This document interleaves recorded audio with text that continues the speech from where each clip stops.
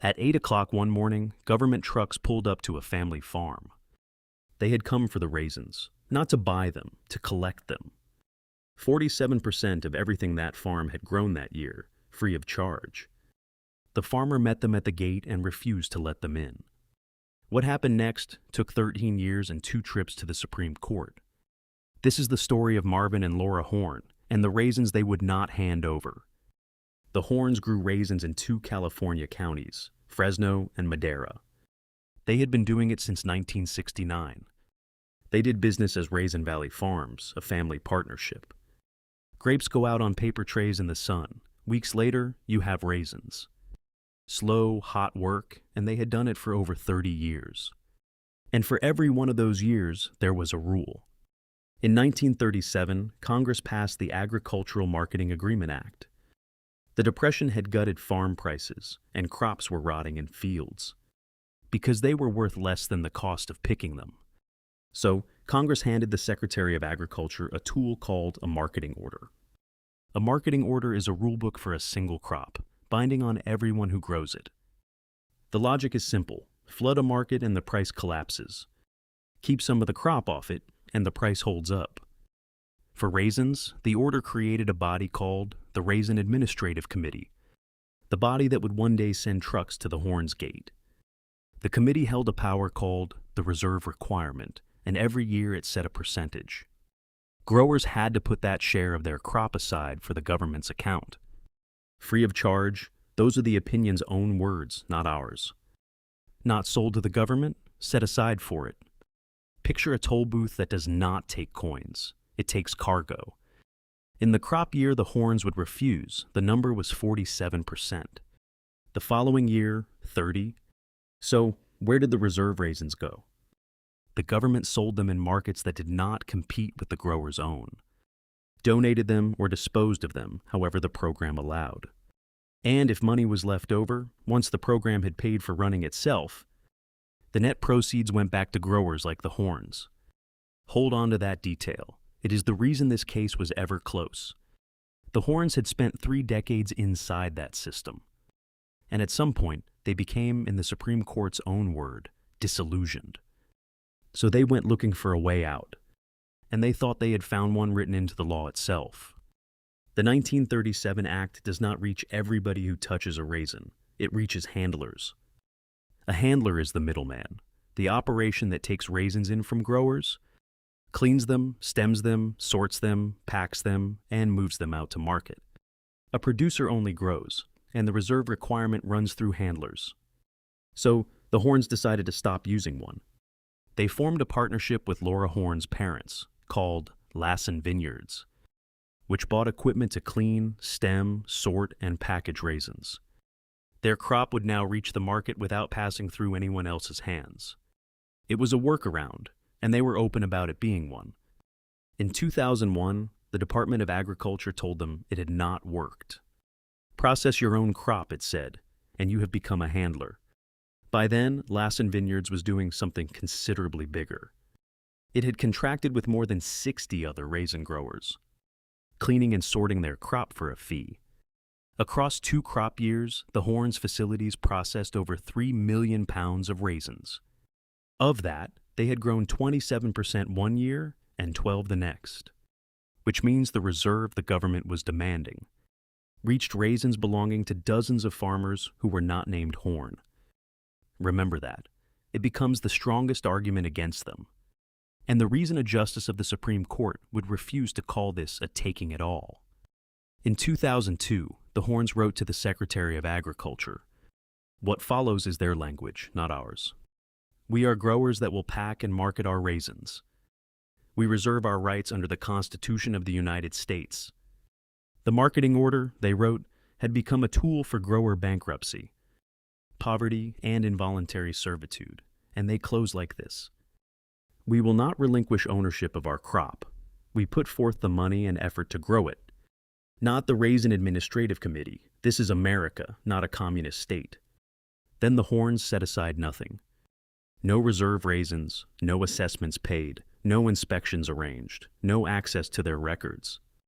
And that is when the trucks came. 8 o'clock in the morning, the gate stayed shut. On the 1st of April, 2004, the government opened an enforcement action against Marvin Horn, Laura Horn, Raisin Valley Farms, and Lassen Vineyards. Then it put a number on it.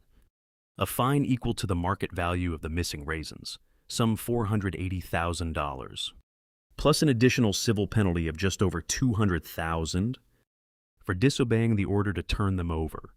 For a family raisin operation, that is not a fine, that is the farm. So the Horns went to court, and they reached for the Constitution. The Fifth Amendment ends with 16 words most people have never read.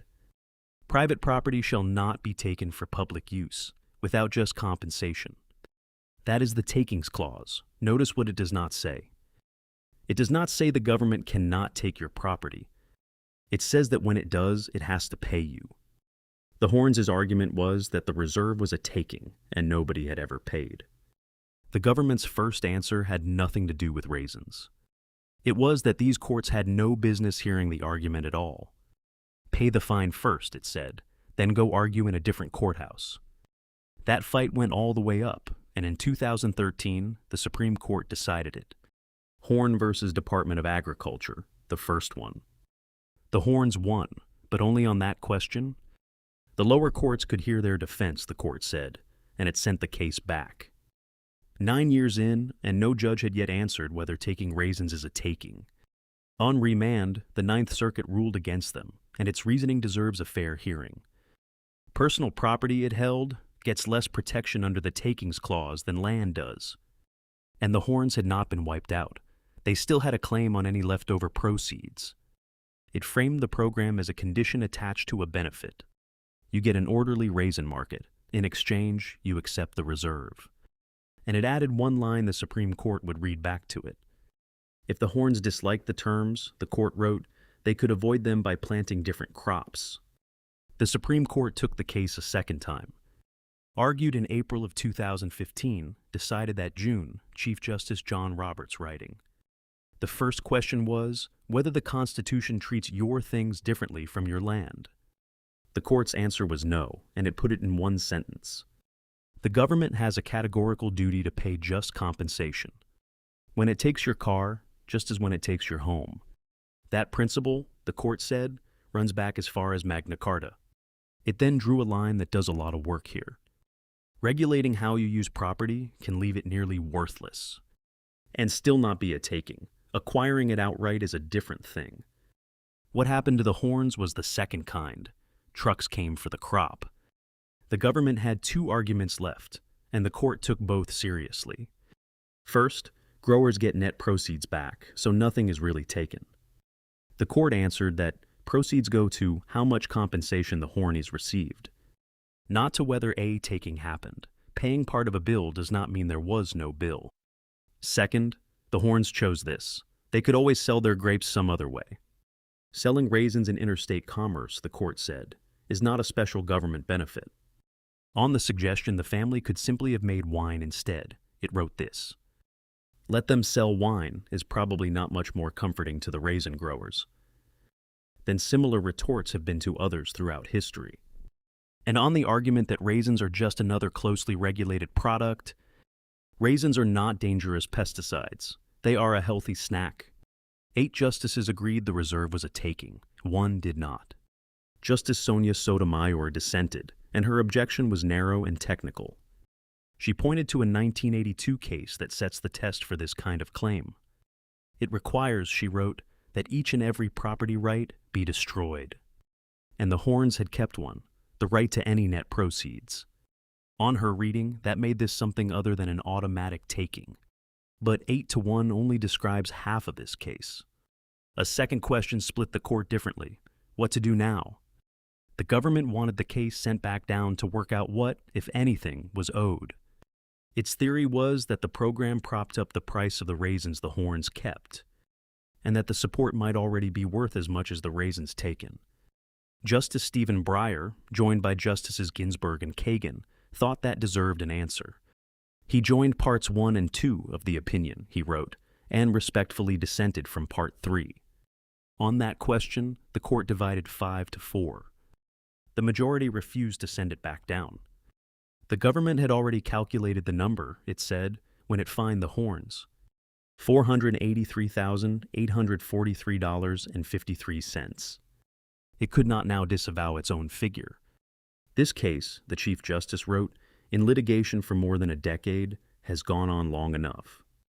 The horns were relieved of the fine and the penalty. No remand. It was over.